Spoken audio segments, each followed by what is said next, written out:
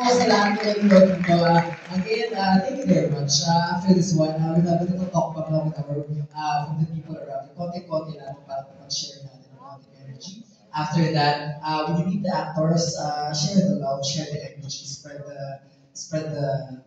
Okay? Bago kami magtatapos, since our show is very limited, we'd like to share a little bit of what will happen, ano yung pwedeng abangan nyo sa Excited PH for the next year. Because we promote inclusivity on theater, our next play will be on December 9 and 10 sa UP Theater po. It's called Sabay Bayan. If you wanna support 80 special needs kids on the original musical theater, this is that show. Sabay Bayan po. Sabay tayo maglalakbay sa bayan nila. So it's a wonderful musical show. It's a wonderful Christmas show. UP po yan sa UP Dalawan.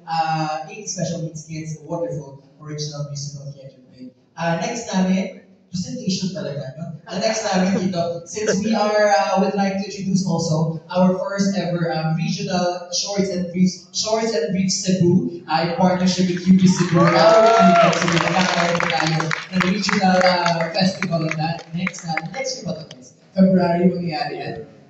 Next natin, X and Lab, our first laboratory 24-hour theater making for the people na walang oras. At sa mga first-timers talaga na hindi kaya mag-commit sa matagal na production. One day lang, isang 24-hour if you want to try theater making, X and Labs po yan. Next year po tayo. Next naman natin, first ever also next year magkakaroon. Dami mo nangyari, di ba? Next year magkakaroon ng first ever student edition sa mga public schools po namin yung show ng weeks.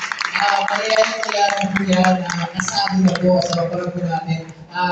More inclusive, more open for public schools. And last, our theme for next year, if you want to try writing shorts and briefs, direct act, write for the play. Our theme for SNB 11, shorts and briefs by night. Something uncomfortable, something dangerous, something sexy, something.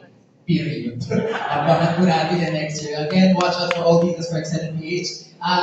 Yun ang nangyari. Can we do, yung little talk back lang muna? Ito na po yun. Can we borrow one mic? Ayan, we'd like to also welcome our friends from the PR department, our PR world, sa ating mga media friends.